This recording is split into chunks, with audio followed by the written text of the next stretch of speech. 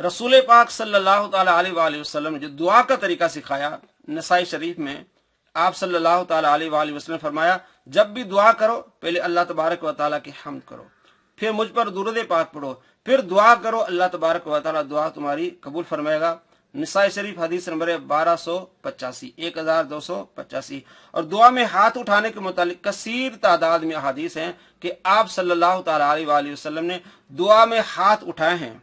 एक तो हम सीने के बराबर हाथ उठाते हैं, ये भी मुस्तहब तरीका, सुन्नत तरीका। दूसरा तरीका हजरत अनस बिन मालिक रदी अल्लाह तआला अन्हु बयान करते हैं कि आप सल्लल्लाहु ताला अलैहि वसल्लम दौरान दुआ अपने हाथ इस कदर बुलंद फरमाते कि आप सल्लल्लाहु ताला अलैहि वसल्लम की बगलों की सफेदी नजर आने लगती।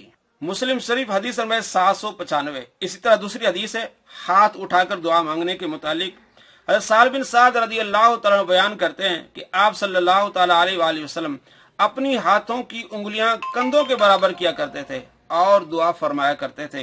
मिशकातुल मसाबी हदीस नंबर 2254, 2254। और दूसरी कुतुब में भी हदीस है और सही हदीस है कि आप सल्लल्लाहु ताला अलैहि वसल्लम कंधों के बराबर हाथ उठाया करते थे। इसी तरह आप सल्लल्लाहु ताला अलैहि वसल्लम ने यह भी बताया कि किन किन लोगों की दुआ कबूल होती है। फरमाया 3 लोग ऐसे हैं जब दुआ करते हैं उनकी दुआ कबूल होती है, अगरचे देर से हो। पहला रोजेदार जब वो इफ्तार करता है, दूसरा इमाम आदिल, तीसरा मजलूम की दुआ ये कबूल होती है। तिरमिजी शरीफ हदीस नंबर 3598 ये हदीस है। इसी तरह तिरमिजी शरीफ हदीस नंबर 1905 में ये है कि 3 ऐसी दुआएं हैं जो अल्लाह तबारक व तआला कबूल फरमाता है। वालिद की दुआ यानी अपनी औलाद के लिए, मुसाफिर की दुआ और मजलूम की दुआ। वालिद को चाहिए कि अपने औलाद के लिए दुआएं करें, मुसाफिर जब हो सफर में हो तो उस वक्त भी दुआएं करें, और मजलूम की दुआ ये भी अल्लाह तबारक व तआला कबूल फरमाता है। नबी पाक सल्लल्लाहु ताला अलैहि वसल्लम ने इरशाद फरमाया, अजान से लेकर इकामत तक जो दुआ की जाती है वो भी कबूल होती है। तिरमिजी शरीफ हदीस नंबर 212, अद्दुआ ला युरद्दु बैनल अजान वल इकामत, वो दुआ जो अजान और इकामत के दरमियान की जाती है अल्लाह तबारक व तआला उस दुआ को कबूल फरमाता है। और नमाज के बाद दुआएं ये बहुत अहम है कि नमाज के बाद दुआ की जाए वो भी कबूल होती है। तिरमिजी शरीफ हदीस नंबर 3499 हजरत अबू उमामा रदी अल्लाह तआला से रिवायत है, क़ाल क़ील या रसूलल्लाह सल्लल्लाहु अलैहि वसल्लम, या रसूलुल्लाह सल्लल्लाहु अलैहि वसल्लम किस वक्त की दुआ ज्यादा सुनी जाती है?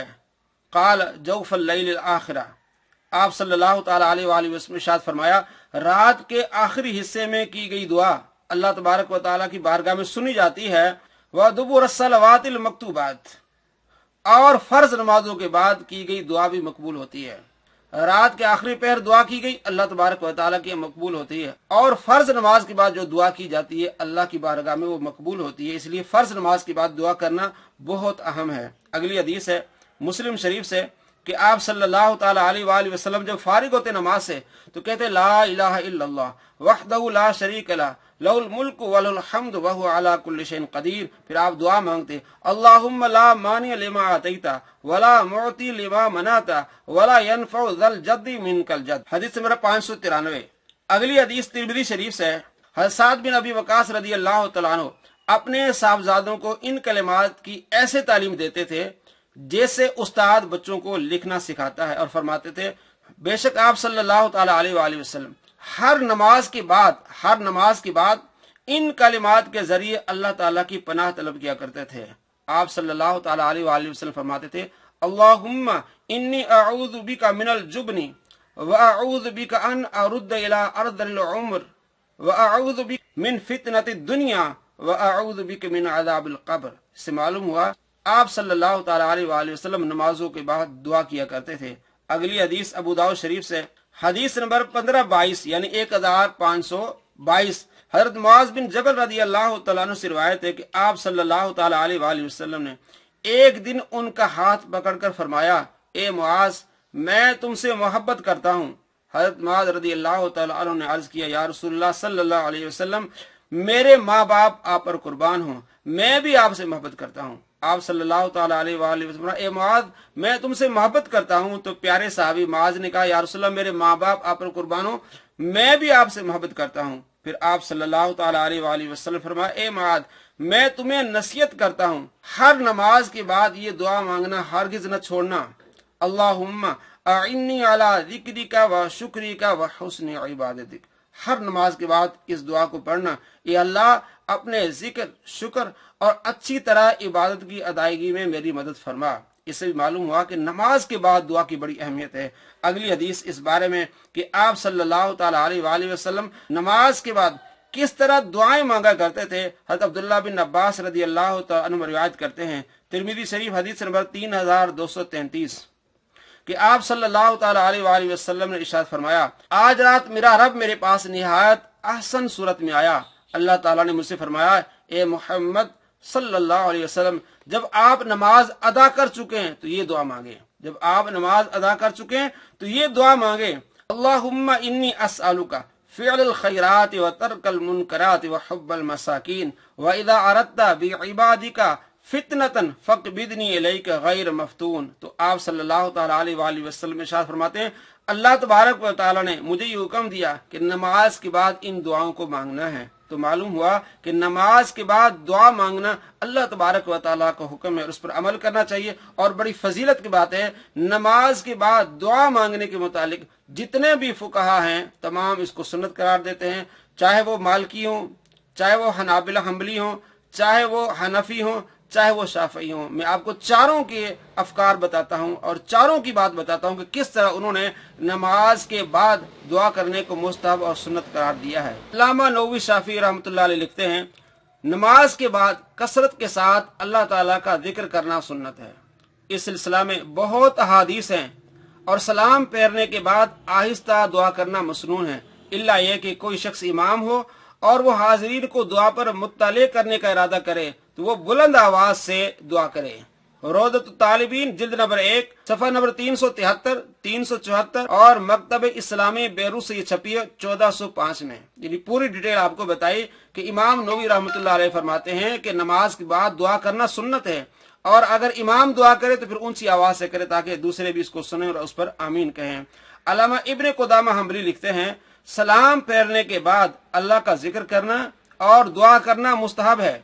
हजरत सोबान से मरवी के नबी अकरम सल्लल्लाहु ताला अलैहि वसल्लम नमाज पढ़ने के बाद फिर जाते और 3 बार अस्तगफिरुल्लाह कहते और अल्लाहुम्मा अंता सलाम व मिनका सलाम तबारक या ज़ल जलाल वल इकराम पढ़ते। हर साथ कहते हैं कि नबी पाक सल्लल्लाहु ताला अलैहि वसल्लम हर नमाज के बाद ये दुआ करते, अल्लाह मैं बुज़दिली से तेरी पनाह में आता हूँ, मैं बुखल से तेरी पनाह में आता हूँ, मैं अर्ज़ल उमर से तेरी पनाह में आता हूँ, मैं दुनिया के फितने और अजाब कब्र से तेरी पनाह में आता हूँ।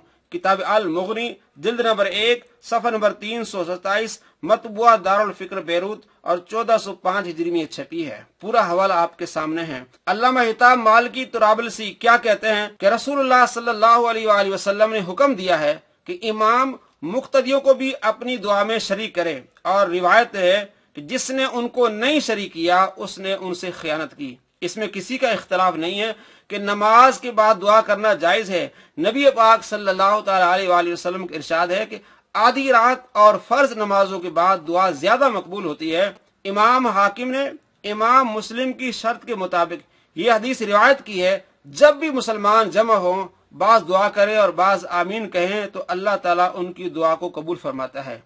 इमाम हिताब मालिकी तुराबलसी रहमतुल्लाह अलैह लिखते हैं। हनफी आलिम अल्लामा शरम्बुल आली हनफी लिखते हैं, मुस्तहब ये है कि सलाम फेरने के बाद आइम्मा अपने लिए और मुसलमानों के लिए दुआ करें, क्योंकि जब नबी सल्लल्लाहु ताला अलैहि वसल्लम से पूछा गया कि किस वक्त दुआ मकबूल होती है तो आप सल्लल्लाहु ताला अलैहि वसल्लम फरमाया आधी रात को और फर्ज नमाजों के बाद। और आप सल्लल्लाहु ताला अलैहि वसल्लम ने हजरत मुआज से फरमाया, बखुदा मैं तुमसे मोहब्बत करता हूँ और तुमको ये वसीयत करता हूँ कि तुम किसी नमाज के बाद ये दुआ तर्क न करना, अल्लाहुम्मा अइन्नी अला ज़िक्रिका व शुक्रिका व हुस्न इबादतिक। इन हवालों से मालूम हुआ कि तमाम फुकहा इस बात पर मुत्तफिक हैं कि नमाज के बाद दुआ करना सुन्नत है। इमाम को दुआ करनी चाहिए और मुक्तदी उसके साथ हों। ये कबूलियत की घड़ी होती है तो दुआएं करनी चाहिए अल्लाह तबारक व तआला से। दिन रात सुबह शाम हर वक्त अपने रब से मांगना चाहिए, रग़बत से मांगना चाहिए, खूब तरह होकर मांगना चाहिए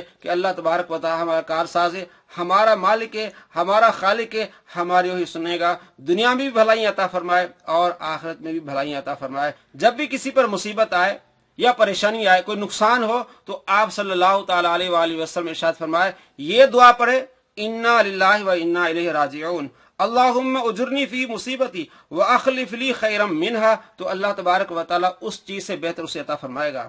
مسلم شریف حدیث نمبر 2126 اور دوسرا اس کا نمبر 918۔ حضرت ام سلمہ رضی اللہ تعالیٰ عنہ فرماتی ہیں کہ جب ابو سلمہ رضی اللہ تعالیٰ عنہ فوت ہوئے تو میں نے کہا مسلمانوں میں ابو سلمہ سے بہتر کون ہوگا، تو میں نے اس کو پڑھا، یعنی یہ انا للہ و انا الیہ راجعون، اللہم اجرنی فی مصیبتی واخلف لی خیرا منہا، یہ میں نے پڑھا، آپ صلی اللہ تعالی علیہ وآلہ وسلم سے میرا نکاح ہو گیا۔ یعنی اسے معلوم ہوا کہ یہ دعا مجرب دعا ہے کہ آپ صلی اللہ تعالی علیہ وآلہ وسلم فرمایا جب کوئی مصیبت، کوئی پریشانی ہے، اس کے بعد اس دعا کو پڑھو تو اللہ تبارک و تعالی اس سے بہتر عطا فرمائے گا۔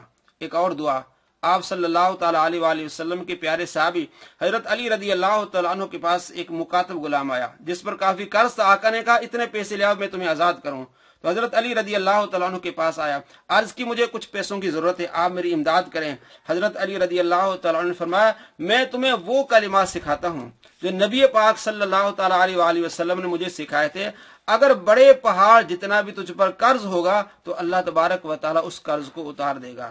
اور وہ کلمات یہ ہیں، اللہم اکفنی بحلالک عن حرامک واغننی بفضلک عمن سواک، کہ اس دعا کو پڑھو، جتنا بھی تجھ پر قرض ہوگا ایسے سبب پیدا ہوں گے کہ وہ قرض اتر جائے گا۔ ترمذی شریف حدیث نمبر 3563۔ یہ دعائیں ہیں جو آپ صلی اللہ تعالیٰ علیہ وآلہ وسلم نے سکھائی ہیں، ہمیں مانگنی چاہیے، اللہ تبارک و تعالیٰ سے مانگنی چاہیے، رغبت، یقین اور شوق سے مانگنی چاہیے۔ اللہ تبارک و تعالیٰ ہمیں دعائیں کرنے کی توفیق نصیب فرمائے، اپنے لیے، اپنے خاندان کے لیے اور مسلمانوں کے لیے دعائیں خوب کریں کہ دعا رد نہیں ہوتی۔ اللہ تبارک و تعالیٰ ہم سب کا حامی ناصر ہو۔ السلام علیکم ورحمۃ اللہ وبرکاتہ۔